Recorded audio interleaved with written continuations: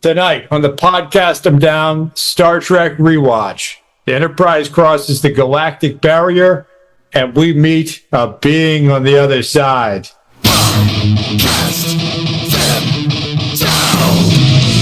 Hail, Metal Nation. Are you as confused as I am? This is Podcast Them Down.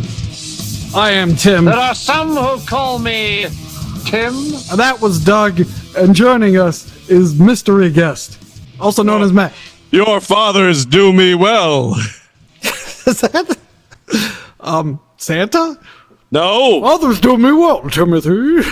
Santa, I don't even know the man. All right, so this Star Trek original series rewatch, we are continuing the way we always have. I have not seen these episodes. I'm going to watch them throughout the course of the episode. So you get the fresh reaction to it, and then you get your nostalgic version of it.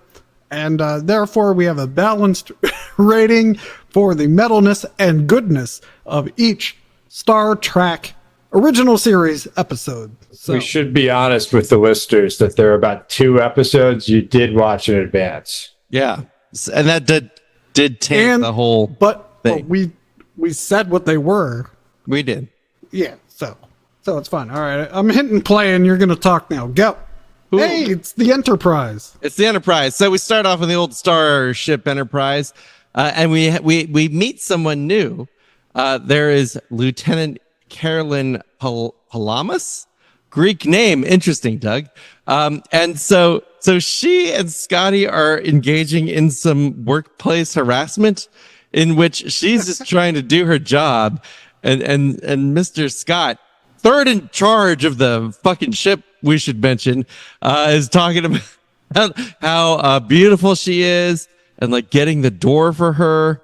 And instead of Point of order, aren't the doors automatic?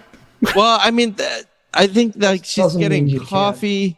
Yeah, but it's just it just seems doesn't seem appropriate for him to be treating her like he's treating her on the bridge, but in front of his boss. But here we are.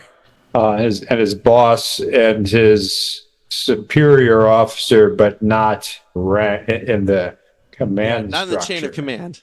have some comments on his appropriateness for her, and her future, and what that future means for the service.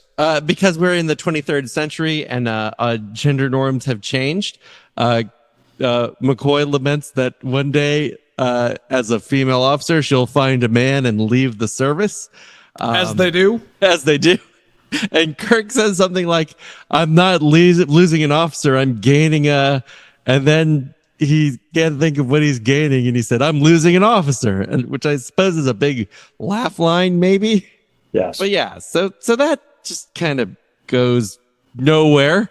Very strange. But as they pull into Pollux 4, Tim's seen it. A big, eerie green space hand appears, and they immediately don't know what it is, even though it's clearly a hand.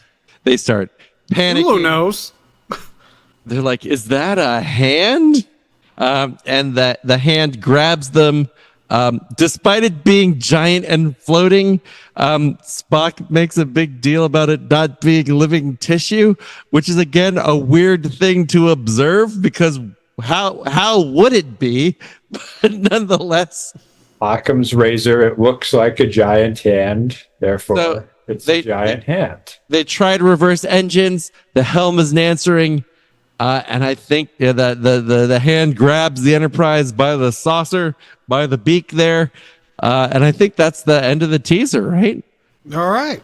Well, let us go deliberate then. Oh shit! Everyone fell over. Oh yeah. The hand's shaky. Well, the hand did this. Hold on. We do hear. Never mind. Oh well, that's it. Get out of here then. All right. What? No, never mind. We're back in the room. Back in the room. Let me get that door for you. Hey. All right. Did you figure out how this works? now we talk about it. I Yeah, now we like the talk about giant green space energy hand. Even though it's fucking bullshit and way overused in Star Trek, I guess secondary media from here on out. And even That's what that is. Yeah. I saw it in Lower Decks. Yep, it's in Lower Decks. They I get jokes. I think in Doug's favorite Kelvin universe films, I think Simon Pegg Scotty even mentions that's green right. giant Yeah. space hands, despite the fact that those things happened before the anyway. I didn't like how they were talking about was it McCoy? Yeah. No. It was Scotty's erection. They were like, his pulse rate's up, I can tell from here. Oh, yeah, what yeah. do you think that means? Yeah, so Yeah, they're clearly talking about the blood flow to his bone. his bone. That's right. That's right. It's a different time and place. No, because they immediately followed up with, well, she'll find herself a man, Yeah. the proper man. So I didn't like any of that. But I think the hand grabbing the ship and doing this, even though they're in space, why would they be flung around? But, whatever. And their sincere consideration that it might be an actual hand. Yeah, like, is it made of flesh and bone? Okay. Yeah. So I'd say this was both good and metal. 7 and 7. 7 and 7. I would. That's also my order. So At please the have bar? that on my desk. Okay, let's see. I think the Tim is right. There's some quizzical misogyny, which is interesting and an artifact of its time, the 2360s. The hand is metal. I think the hand could have been metaler. I think it's like the green doesn't really work for me and doesn't really make sense for the rest of the episode. I don't know why the space hand is green.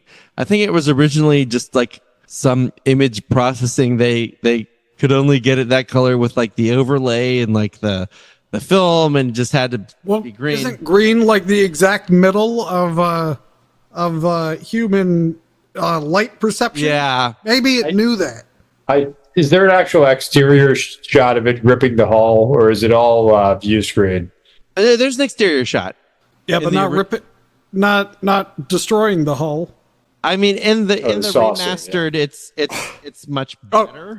I am watching the remastered version. Yeah, but even in the original version, I mean, it's very clearly something about a filter to make the hand, especially with the opacity, contrast with the hull, so that it's clear what it is. I think if it was like a white person's hand or a brown person's hand, it just wouldn't have that contrast you need. So I think that's why that's there. I think that's why it's green. So yeah, so I'm going to give this a 6 quality, 7 metal. That is right. It's 6 quality, 7 metal. Excellent. All right, we'll move on. Oh, so the exterior shot of the hand is right after. Right now, okay. Yeah, and it's kind of like doing this like it's about to squeeze the Enterprise's testicle. And it's the back of the Enterprise, right? I watched the original it's- version, and it looks it's the old okay. On the saucer. The beak. Okay, so we have a captain's log. Captain's log, stardate 3468.1. While approaching Pollux 4, a planet in the Beta Genorium system. Hey, why don't they know how to make ice cubes on Pollux 4? Because they lost the recipe. Oh, you're making a Polog. I'm making a Pollux joke. Okay, all right, sorry. The Enterprise has been stopped in space by an unknown force of some kind. So they're trying to figure out what's going on. They're like moving, they're like full reverse, and it's not working. There were injuries, I guess, when the hand clamped onto the ship. It's some kind of force field, I guess. And they're like looking at it. But the hand mystery doesn't last for long. Well, Spock once again says it's not living tissue. We're absolutely sure, for Yeah, reals. clear. It's energy. They try to use their tractor beams, but the tractor beams just don't repel. don't tractor beams attract anyway? Anyway, who knows? Maybe they attract matter but repel energy, something like that. This be a use of the deflector dish. Yeah, this should have used the deflector dish, definitely. But they have a curious reading on scanner 5-7. Hey, what's with everyone's different sleeve lengths? Captain has full sleeves. The doctor has short sleeves. And there's a guy in the background wearing like a smock that has half sleeves. You get to do whatever you want. Yeah, I mean they're kind of loosey goosey in Starfleet at the moment. If I see someone with no sleeves, I'm gonna lose my shit. Okay, so all of a sudden they get like an external pressure reading. Tim, is this a real engineering term? Mr. Scott says there's 800 GSC in climbing. Do you have any idea what GSC is? Is that a pressure measurement? I don't think so. I'm looking it up. Square centimeter? What is the unit? Yeah, grams per square centimeter. I guess that's that's pressure. 1,000 grams? That's not a lot. Wait, 1,000 grams per square centimeter? I mean, that's bad, I guess, but it seems like something a spaceship could handle. It's almost a millibar. Yeah. No, Well, I thought they'd use pascals. They should be using pascals. Yeah, they should be using the SI unit. If you Google it, you get an actual answer, but that actual answer is coming from memory alpha. Oh, no. Oh, no. True. It is true. That's correct. Holy shit. God damn. Okay, anyway. Wow. Close your hand. Do it. Do it. Okay, so they're closing the hand, and all of a sudden... And this is when he goes, I am crushing your head. Yeah, no, he really is. So there's this mysterious voice who's saying, like, I will crush your thing. But it turns out it's revealed who this voice is. Who is he, Doug? Apollo.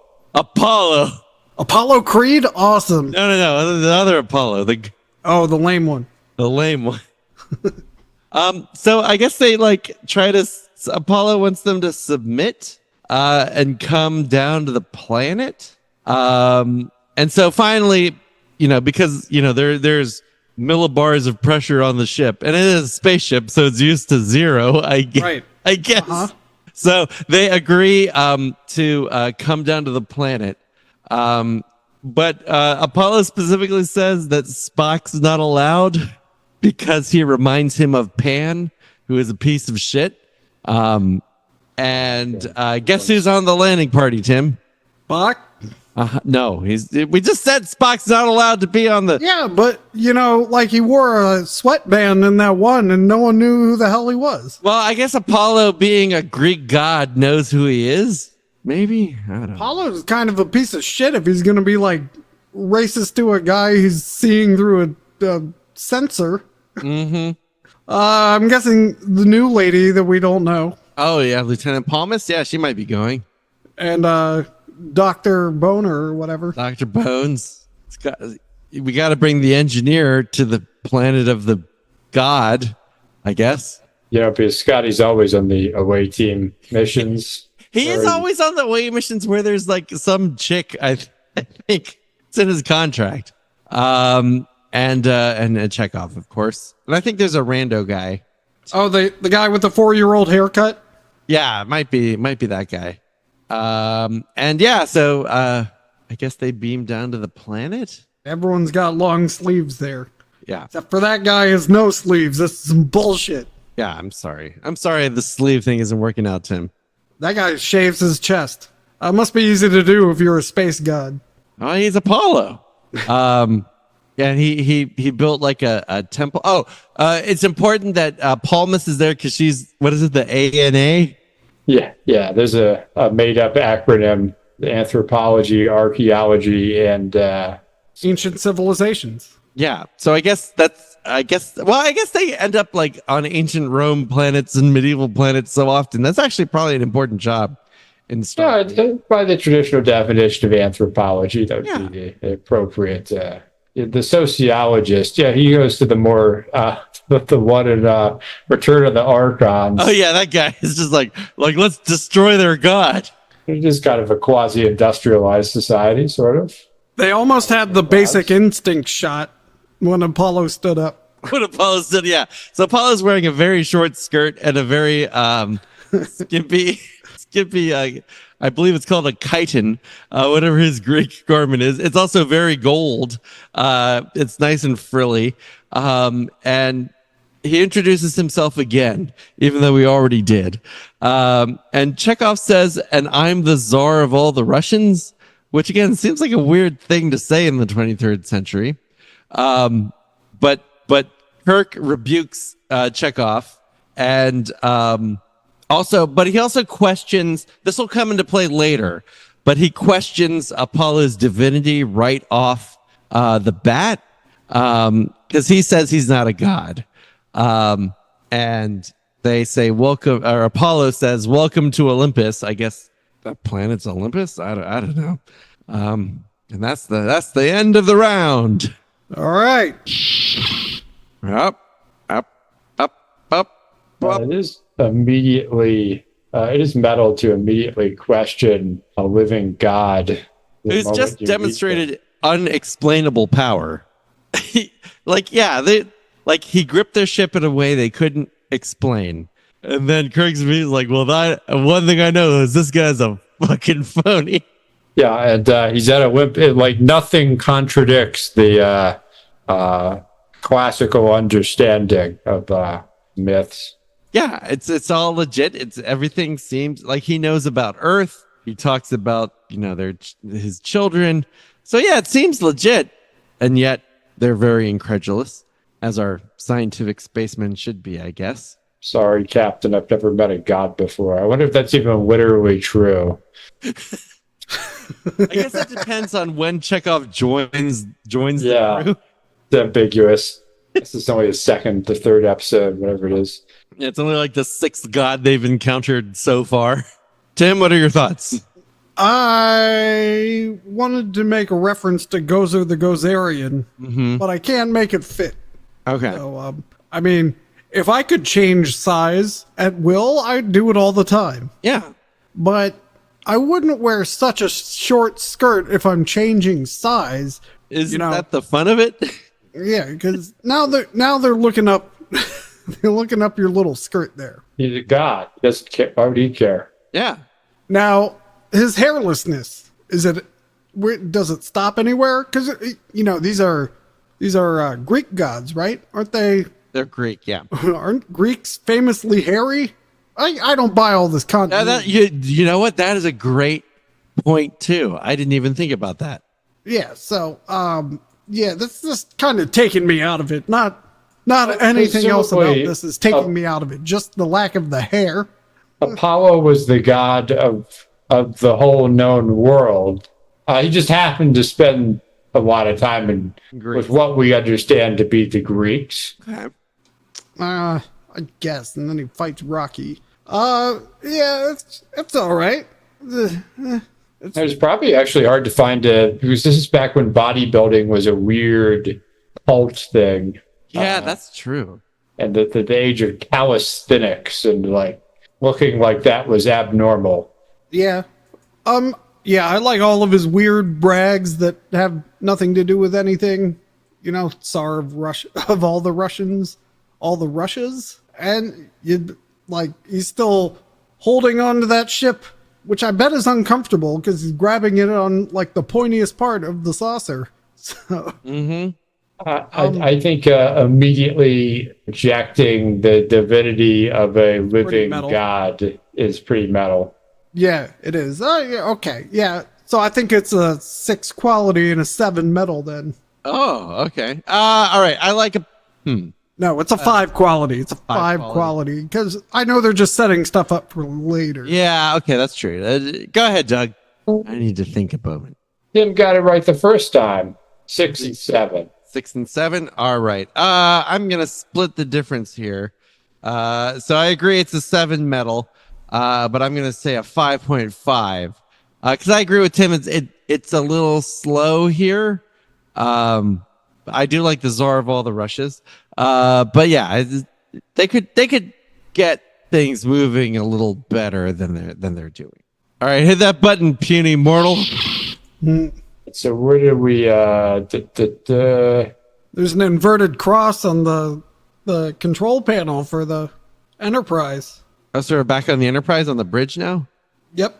Okay. He said sensor. Hey, I'm leaving you behind. You better hurry up. Yeah, you better hurry up. There are all the Rushes. Oh, where'd he go? He's gone. They're just scanning. They're scanning, right? Yeah, no, they're back on the planet, and they're back on the Apollo planet. Disappeared. Because and it's important. He looks suddenly tired before he disappears. And McCoy says fascinating, I guess, because they wanted Spock to say fascinating, but he's not on the planet. So they make like a Spock joke there. And immediately, Kirk starts talking with Lieutenant Palamas about Apollo. And she starts saying really unhelpful, like mythological stuff, like, you know, he's the brother of Artemis. He's the son of Zeus and Leto. There's a huge temple in front of them. Kirk says, "What's this thing?" And this dumb woman says, "That's his temple." He obviously has some knowledge of Earth. And yeah, so I guess they're trying to figure out what he is. McCoy says that like the readings say he's human. But they need to figure out like where his power is coming from. Right. They immediately dismiss the divine expression of divine power we see as some sort of technological trickery. Exactly. It can't be what he says. But before they're able to like speculate too much, Apollo is back and demands their loyalty and tribute. And basically his pitch is that he wants everyone to leave the ship and come and live as his people in a simple life.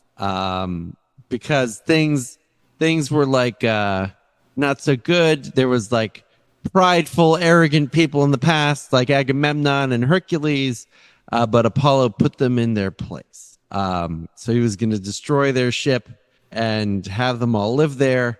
But then he catches his eyes on good old Carolyn Palmas. Well, Scotty does specifically threaten him even before that. Yeah, I mean, Scotty's already standoffish on this guy. Apollo looked her up and down. That was gross. Yeah. He's like, oh, hey. You seem wise for a woman. Ouch. Yeah.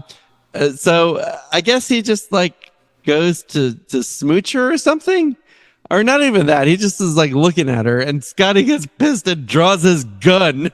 And well, all of his blood is in his head. Yeah, and Apollo blasts it out of his hand with like a oh wait, whoa! And then his phaser fuses, and Chekhov's phaser doesn't work. And it's like melted.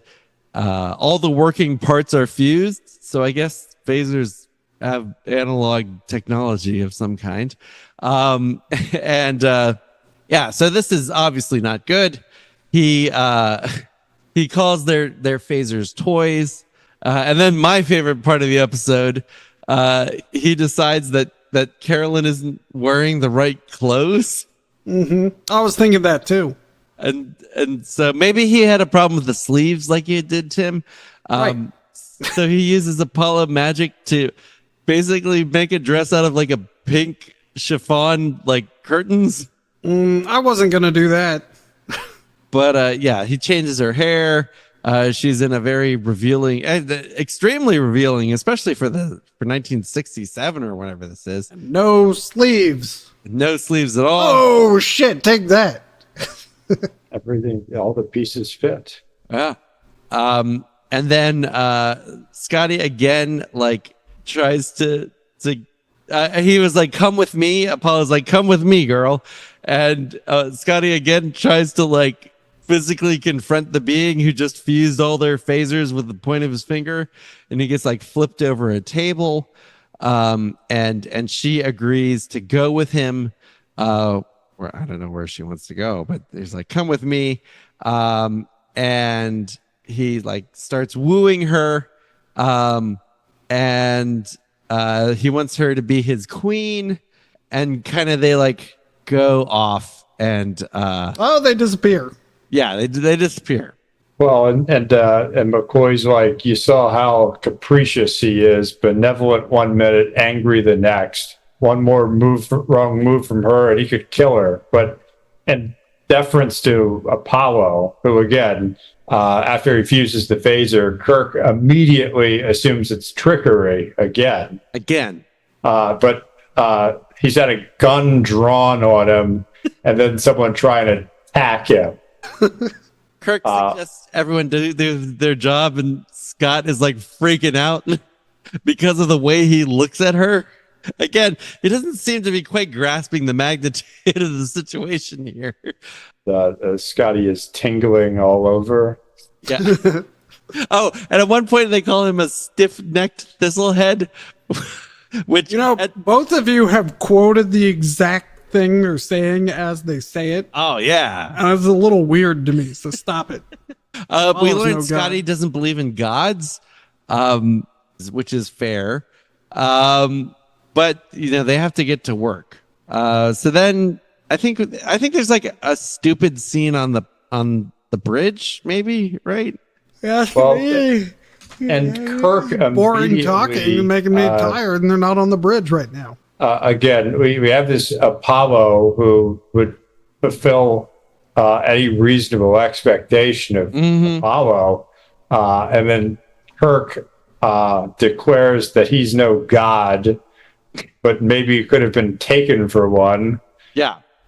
Say 5,000 years ago, if a bunch of highly sophisticated space travelers ended up on Earth around the Mediterranean. And then McCoy's like, yes, to the simple shepherds and tribesmen of early Greece, creatures like that would have been gods. And then there's the ability to alter form and control energy. And then we get to the bridge. Yeah, the bridge, I mean, it's kind of like a worthless scene. They're still trying to like figure things out. And they notice that what's her name is missing from the landing party. And it's interesting, they can only read their own people. They can't actually read Apollo's life signs. And even though McCoy could, right? Yeah, no, when he was right standing there. But I don't, yeah, that doesn't make sense at all. Anyway. Someone got fired for that blunder. So they're just like doing it.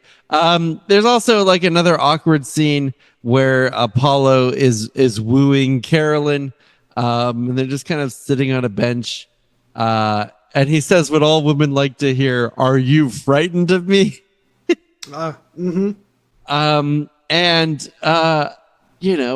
she wants to know what happened to the other gods. And he vaguely says like they're like no longer around. Earth rejected them. And so they turned into memories. It's almost like that Neil, what's his name? Terry Pratchett, that like the gods need you to believe in them to give them power. There's some of that. But basically they sort of just walked away and became thinned out and sort of disappeared or went to the next realm, or something like that. So they all left, but Apollo kind of stubbornly stayed behind. And then he rapily reminds her that, all of us gods had mortal lovers. Huh? Is that it? I'm not there yet. They kiss. Oh yeah, they kiss. And then do they actually come back? Yeah. Then they come back again. This is Tim's favorite kind of act because it's like long and talky. They come back to the temple. They talk about electric eels and giant dry worms. But they figure like Apollo has some kind of power that he uses up. And so they try to, I guess, their plan is like have him use up his power so then he's more vulnerable or something like that. I think that's it. So they decide to act out. Apollo comes back, but not with Lieutenant Palmas. Scotty calls Apollo a bloodthirsty Saracen, which doesn't seem like the right slur to be using. But nonetheless, he uses it. They try to fight, but it doesn't quite work out. And then there's like a random thing about a Cheshire cat versus a mince cat. Yeah, there's a lot of talking. And they just talk and talk and talk. And basically they just want to, I don't know. They just want to drain his powers so they can make him vulnerable or something. Oh, again, besides separating the party and entertaining one of their colleagues in a manner that is uncomfortable but consensual, it's a bunch of unprovoked attacks on Apollo that he defends himself, and then they assume it's trickery. Yeah, and they're very fed up with it. That's pretty much the end of the act. All this Uhura stuff's at the next act. Yeah.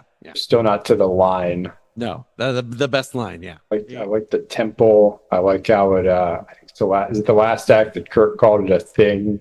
Yeah. It's got like Parthenon vibes, like dementia, perfect. You can hit the door whenever you want, Tim. Sorry, I'm zoned out because of all this fucking boring ass talking. This is a 2 quality. Oh shit. And a 3 metal. I mean, Kirk was like, what if he is a god? I know he said, what if he presented himself as a god? And being he attacks a god. Scotty calls a Greek person a Turk. Was that in this act? Because that was like, okay, see, we went into the room too early. Now he's pointing at him, the lightning point. That's pretty cool. I'm going to add half a point, but then I'm going to take away a quarter of a point again, because this took so fucking long to get here with a bunch of boring nonsense that doesn't help anything. Wow. Yeah, I mean, it's definitely a very long act. He's got the Joey DeMaio point down. He does. He actually reminds me a lot of Joey DeMaio. Yeah. Or at least like he's Joey DeMaio's like mental image of himself. I believe by description of this episode, the tag of the last one was, what if Joey DeMaio were God? I think you're right. I hate to agree with Tim. It is pretty metal. It's more metal than Tim is giving it, but there is a severe metal reduction. It's a 5 metal. It's a 3 quality. It's just they're trying to cram in. There wasn't a lot of exposition going in. This is just like a very dense, talky middle part, and it's just not great. Not great at all. Well, I'm going to go. I do like the awkwardness of some of the dialogue. Like Chekhov just sort of inarticulately mentions those eels. Yeah. And McCoy says, don't recite the whole encyclopedia. And then Kirk says what Chekhov hasn't said, which are you suggesting that Apollo taps a flow of energy and channels it through his body, and Chekhov says that's unlikely, and Kirk's like, you've earned your pay for the week. Oh yeah, they get paid. Weekly. Like that's established. And he was in fact not able to communicate what Kirk is praising him for, and that sort of awkwardness is metal. So it's a 3 and a 6. No, it's I think constantly attacking a god and then being defeated by that god and then blaming the god. Yeah, but I mean, you have forgotten all the not metal talking about nothing, which was the vast majority of this act. Talking about Russian cat stories is Yeah, like I think you're missing the nuance where he's like, it's like the Cheshire cat, and Chekhov's like, what the fuck are you talking about? Cheshire? You mean the mince cat? Is that a thing? How much screen time did Chekhov get in this act? It was like 3%. That's true. Okay. Better in the original Klingon. I don't think there is any Minsk cat. All right. Well, I'm out of here. Bye. All right. So as we mentioned, Now I'm laughing. This is pretty good. what's Disappeared like the cat in the Russian story. okay? Oh, you're still there. You're not even at the act yet. That's the No, long, that's the end of the act. long fucking act. That's Okay. the end of the act. That's the end of the act. Okay. I think. I mean, it faded to black and everything. Da, da, da, da, da. Okay. Okay. So we're back on the bridge, right? And again, like the bridge shit is just unnecessary. They're like trying to bypass circuits, which will take another half an hour. And they're just they've charted M rays, I guess, which are some kind of ray.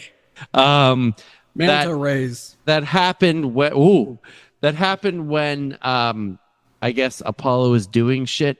And they are very noticeable. And that's they're hoping something with the M rays can help them escape. Is that what they're doing? I don't know. Doesn't really make a lot of sense. Meanwhile, Apollo is on his throne and Carolyn is standing next to him. And she, I think, has just fallen for Apollo at this point. I think your line is coming up soon, Doug. Yeah, so they, yeah, it's right here. It's right here. So Apollo says, like, you're going to like serve me. I'm going to be your, you're going to have gods again. What else does mankind demand of its gods? And then one of Doug's favorite lines. Mankind has no need for gods. We find the one quite adequate. Yep. So, the universal monotheism of the Federation.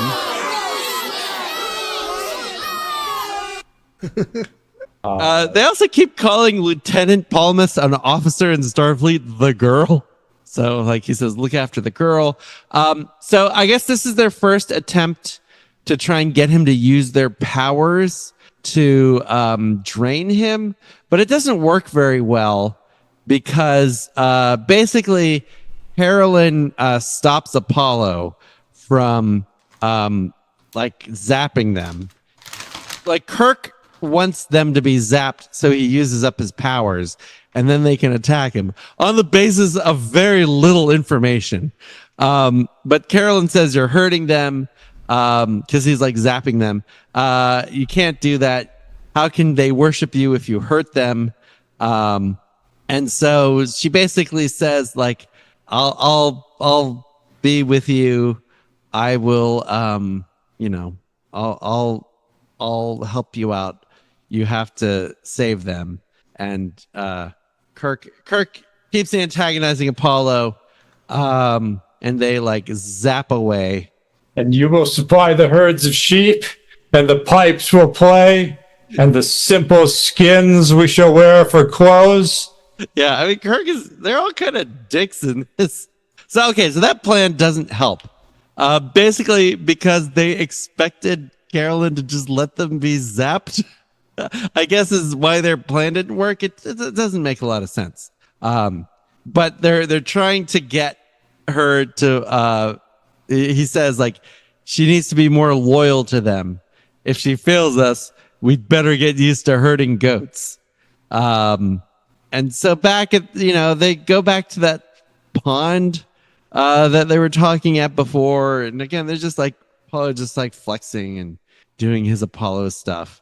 And, they hug. I think they have a smooch. Well, I think, bulls, I offer more than they could know. Not just a world, but all that makes it up. Man thinks he's progressed. They're wrong. He's merely forgotten those things which gave life meaning. You'll all be provided for, cared, happy.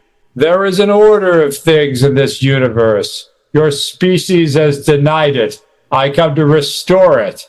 And for you, because you have the sensitivity to understand, I offer you more than your wildest dreams have ever imagined. Mother of a, yeah, anyway. But he has a vision. He's promising a simple, sensual life free of want and need. Kind of what people might want, maybe. We'll talk about what's in the script, but not in the episode later. So again, Kirk, he has only room in his life for one God, as with all humanity. So again, he is trying to work on a plan. Scotty is just really upset that the girl likes the actual God other than him and is very distracted, even though Apollo has said several times that he's going to crush the Enterprise and force them to all live on the planet. I'm presuming other women are on the Enterprise that he could date besides this one girl, but he's not thinking right. We learned Chekhov is 22, which I guess is a good age for an ensign, maybe. Which is I guess there's like a joke that like Chekhov isn't old enough to know what's going on. So basically they talk to her and they say, you have to help us out. It's like, you've got to help us. You need to come down from Mount Olympus. You have to spurn him and reject him. And we have a chance to save ourselves. So their whole plan now is just like cock blocking Apollo. And that's how they're going to save the ship. It's not just cock blocking, but literally attacking the essence of Apollo's being. Yeah. But she's like, we don't hear a voice, but she says he's calling me. So I guess he has some kind of telepathy. And again, she like walks, even though she's been like teleporting or whatever, she just walks back to where he was. And that, thank Apollo, is the end of the third act. We're almost there, Tim. We're almost there. This better pay off. Okay. I do like the non sequitur where Kirk asked for her hand. Feel that human flesh against human flesh. We're the same. We share the same memory, the same heritage, the same lives. We're tied together beyond any untying. Man or woman, it makes no difference. We're human. We couldn't escape from each other if we wanted to. That's how you do it, Lieutenant, by remembering who you are. But Apollo's part of this story. Yeah. And he's also flesh and blood. He's established as, at no point do they doubt that he is the Apollo of Earth's history. That is taken as gospel. They are trickery. They're incredulous about everything he says except that. They're like, obviously, he is the real Apollo. Yes, and they're rejecting an active, sensual, partially benevolent God for the dead, or at least non-present, Abrahamic God. Yeah. Apparently underlies the Federation, probably the whole Federation. That's why there's a 10 Commandments monument outside of Starfleet headquarters. That's the foundation of all their fundamental laws. Along with ChatGPT tonight. Scotty is... I just want to head you off before you say his being an incel, being a creepy weirdo, is metal. It's not metal. It's the actions of a metal head. Okay. But it's not metal. Okay, that's a good... all right, I like your... I do like your qualification there. Effect and cause, not cause and effect. Yeah. Yeah, it's just more exposition. Whatever I gave it last time, add a point to each. Okay, so I feel like it's trending upwards. Tim's score is a 4 metal, 3 quality. Sure. Which is actually correct. It's a 4. Well, hold on. Just the one. 5 metal, 3 quality. I think constantly belittling an actual accepted God, accusing everything he does of being some kind of trickery, constantly attacking him, and then saying they can't worship him because a god that's not present in their lives is the only one they need. We don't believe you, God. We can tangibly evaluate. We believe in the God we can't see. So yeah, it's just talky. It's a 3 quality, but actually a 7 metal. All right. Okay. Yeah, we're gonna have to wait like 20 years before they meet the Abrahamic God. Spoiler alert. All right, Tim, hit that button. Already did. Okay. So somehow, I don't even really know how, but they are able to contact. The ship is able to contact the landing party, possibly through M-rays. It's a bit unclear. M means message. Message rays. And so they're talking to each other. He explains, I guess, the plan. Spock has pinpointed the source of power. I forgot how stupid this is. Tim, you have not watched this part of the episode. Where is Apollo's power coming from? We don't. Oh wait, you said the power emanates from there. Where's I have there? to back it up. No. Use your logic. I don't care.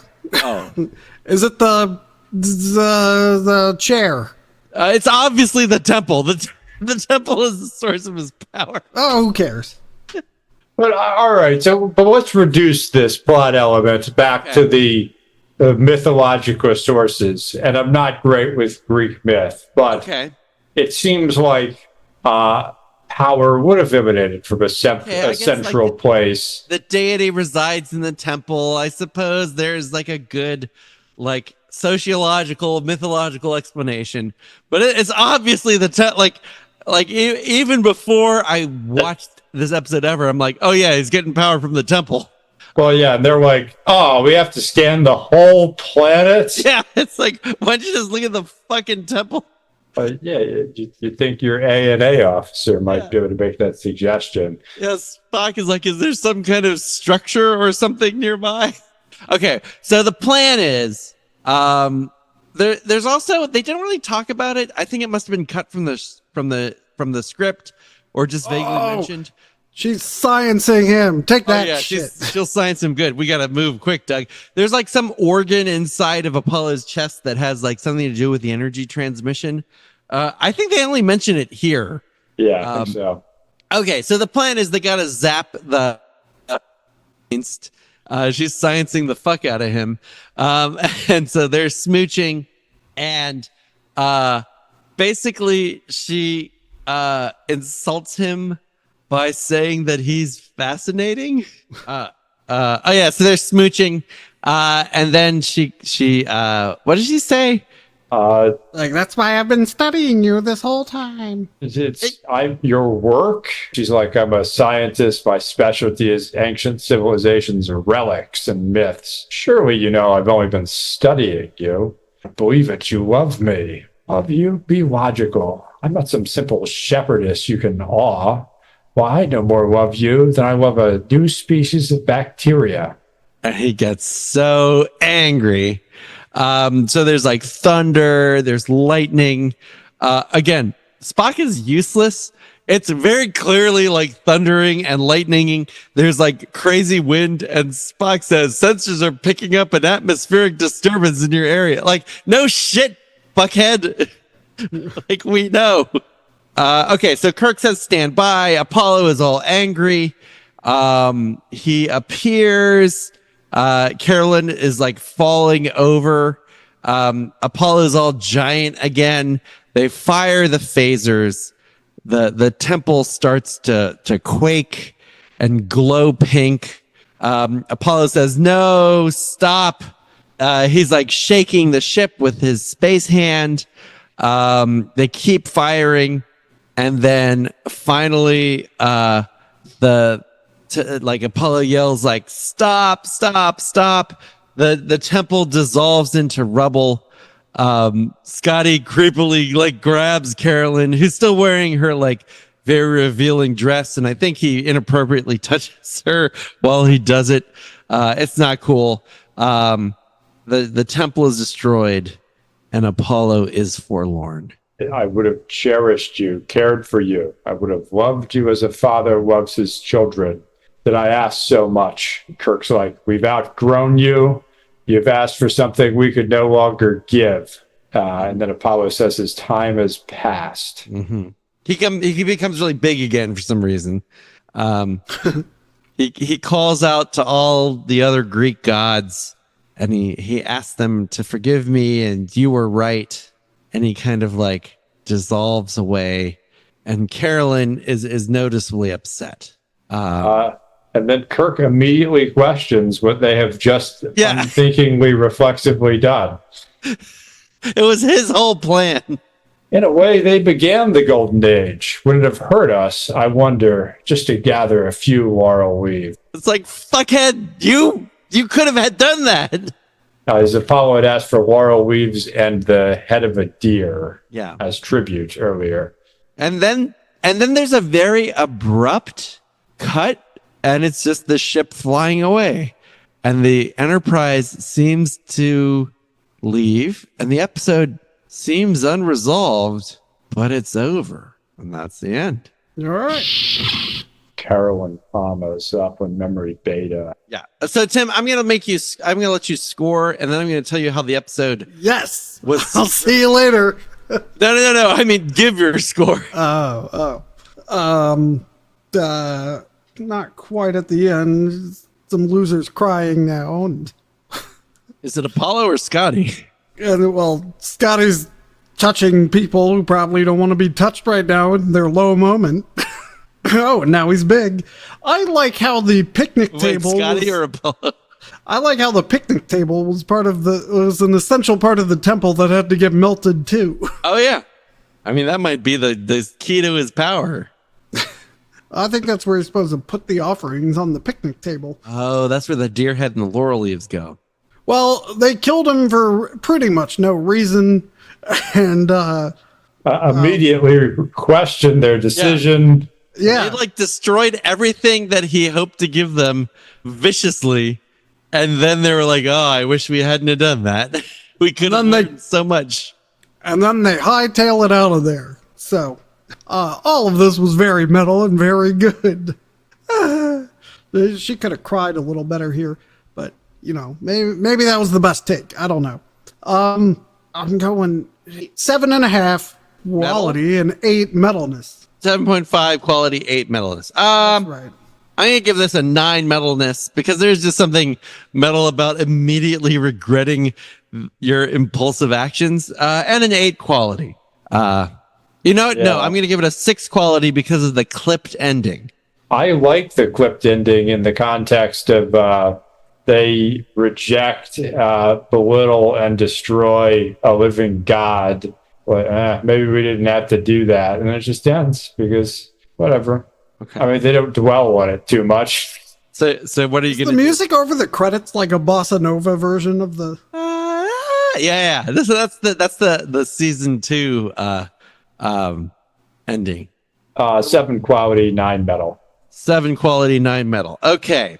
All right. Before I reveal the scores, Tim, what if I told you that the ending of this episode was censored?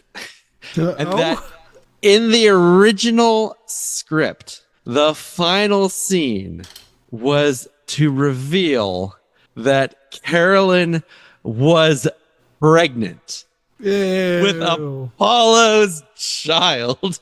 Ew. There's there would be a scene. There would be a scene where McCoy reports that she's pregnant. Kirk, Bones, somebody's ill. McCoy, Carolyn Palmas rejected her breakfast this morning. Kirk, some bug going around? She's pregnant, Jim. I've just examined her. What? You heard me. Apollo? Yes. Bones, it's impossible. Spock, may I put you... So I guess there's like a... Well, how do they know it's Apollo? I don't know. I guess maybe... I guess he could examine that way. Spock, may I put a question to this gadget of yours? I'd like to, I guess the computer. I'd like to ask it if I'm to turn my sickbay into a delivery room for a human child or a god. my medical courses did not include obstetrics for infant gods. And that was supposed to be the end. If I were writing this, McCoy would have told this to Kirk in front of Scotty. So he could be cuckolded once again. Well, that's the wrong word. But oh yeah, you know what happened. Okay. Without speculating of the nature of the relationship or how that happened, fetus, child could be manifested so quickly sure supports the God. Well, yeah, they literally do not reject the fact that he's Apollo. Also, interestingly, the title of the episode is a triple pun. So Adonais is a Greek mythological figure associated with fertility, and who mourns for Adonis is like a Shelley poem or a line from a Shelley poem. However, it's spelled Adonais, and it's a pun on the Hebrew word Adonai, which is like the name for God in the Hebrew Bible. So it's really like who mourns for Adonais. So it's like a very like highbrow, like triple linguistic pun that I don't think the audience since 1967 really got.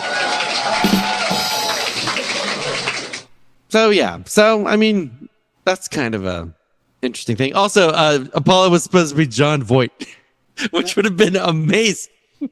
All right, episode 31, aka episode 2 of season 2.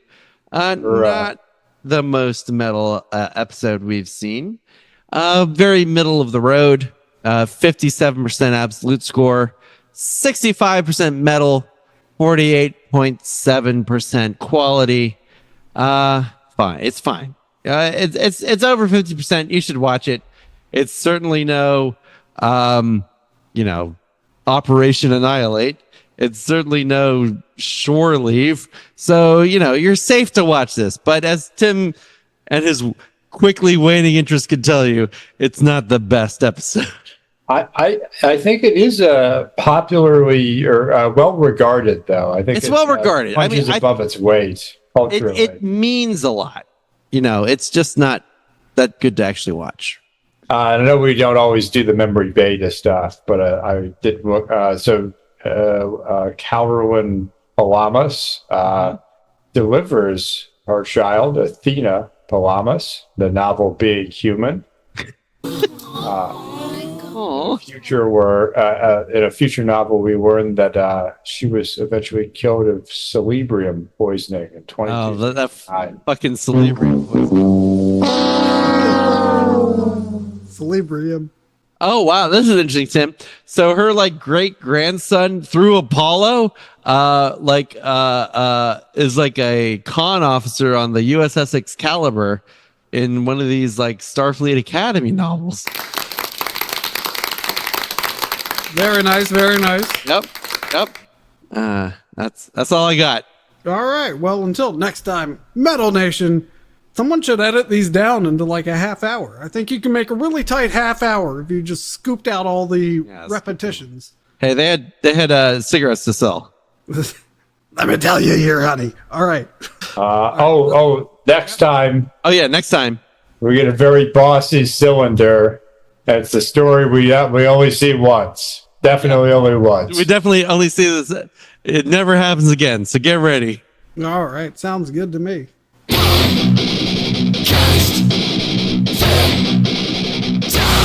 Sorry, pal. We're gonna have to do this later. But could you do me a favor? Could you have a great day? Could you do that for me? Thanks. They definitely don't rip it off into a movie.